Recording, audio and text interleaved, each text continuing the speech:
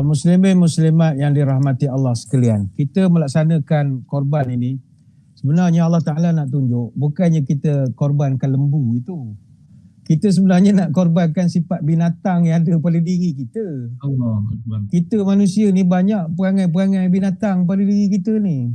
Hakikatnya kita sembelih sifat binatang yang ada pada kita. Dalam Quran ada 7 ayat Allah Ta'ala sebut manusia ni ada 7 karakter binatang yang ada pada kita. Sama ada kita sedar ataupun tidak. Karakter pertama Allah Ta'ala sebut dalam Quran, Allah Ta'ala menyebut manusia ini ada perangai dalamnya perangai seperti anjing. Itu ada Allah Ta'ala sebutkan dalam surah Al-A'raf ayat 176. Famasaluhu kamasali kalbi in tahmil alaihi yalhas atau tatruku yalhas. Perangai anjing ini, dia perangai ni kalau kau halau dia hulurkan lidah. Kalau kau biarkan dia tetap jelir lidah. Apa perangai anjing yang ada pada kita manusia? Bukan kata kita anjing, perangai anjing. Anjing ini adalah binatang yang sangat setia, sangat patuh, ikut SOP, taat betul. Tetapi dia hanya taat kepada orang yang beri dia makan saja. Maka kalau orang tu jahat sekalipun, tapi bela dia bagi makan, dia akan taat pada penjahat. Asalnya anjing jaga harta kita, dia taat pada kita. Tapi datang perompak bagi makan, dia tak menyalak langsung pada perompak. Inilah perangai manusia yang tidak mau tunduk kepada Quran, tidak mau tunduk. Jadi ketika kita buat korban, kita nak sembelih perangai binatang itu. Yang kedua Allah Ta'ala sebut manusia ni perangainya adalah perangai seperti haiwan ternakan. Surah Al-A'raf ayat 179. Ya Allah Ta'ala sebut ulaika kal an'am balhum adall ulaika humul ghafilun. Orang yang Allah Ta'ala sebut perangainya lebih teruk daripada binatang ternak. Tuan-tuan, binatang dalam dunia ni ada 3. Satu binatang liar, satu binatang peliharaan, satu binatang ternak. 3-3 ni nilai dia berbeza. Kalau binatang buas itu memang duduk dalam hutan, tak ada orang berani dengan dia. Binatang peliharaan ni macam kucing siam, macam ikan arowana. Orang sayang pada dia, harga dia mahal. Kenapa dia mahal? Value dia, nilai dia.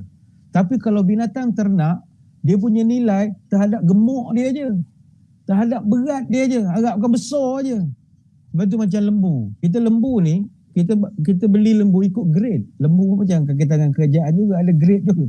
Grade 44, grade 48. Dia ada grade AAA. Tu 270 kilo ke atas. Kalau beratnya 180, 200 kilo itu grade C je.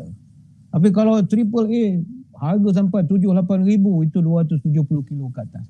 Artinya manusia, kalau dia perangai macam binatang ternak, dia lebih kurang lembu. Dia punya nilai harga diri dia pada badan dia saja, tak ada harga.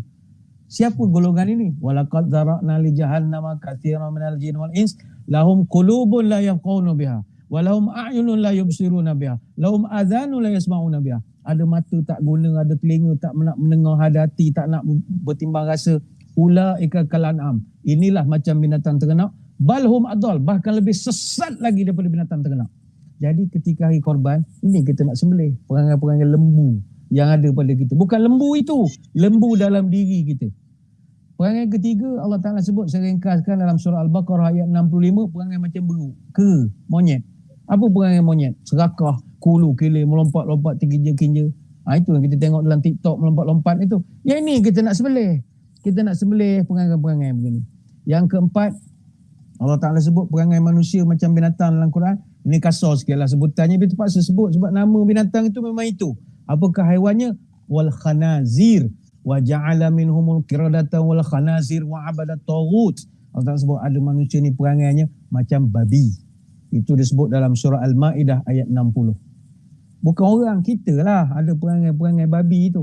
Ni saya tak ulas lah, takut ada yang tengah makan. Yang kelima, ada perangai seperti labah-labah. Ini Allah Ta'ala sebut dalam surah Al-Ankabut ayat 41. Apakah perumpamaan Allah nak umpamakan perangai manusia seperti labah-labah ini? Dia merasa dia dah begitu gagah dan kuat ataupun dia kaya kerana dia memiliki harta. Sama seperti labah-labah, dia buatkan dia punya sarang, dia rasa dia dah kuat dah. Pada sarang dia tu tak ada apa pun. Tolak dengan pintu, putuslah sarang dia tu. Maka ada manusia yang dia sangka dia dah jadi usahawan jutawan, ada kereta pintu boleh buka begini, dia boleh makan daging sampai harga 40-50 ribu harganya, dia boleh macam-macam lah, dia tunjuk dia pusing dunia dengan private jet. Dia rasa dia dah berada di kemuncak carrier. No. Dia lupa dia tu seperti labah-labah.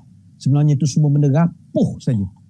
Boleh ada manusia perangai seperti nyamuk. Itu Allah Ta'ala sebut dalam surah Al-Baqarah ayat 26. Ada manusia perangai macam keldai. Disebut dalam surah Jumaah ayat yang kelima.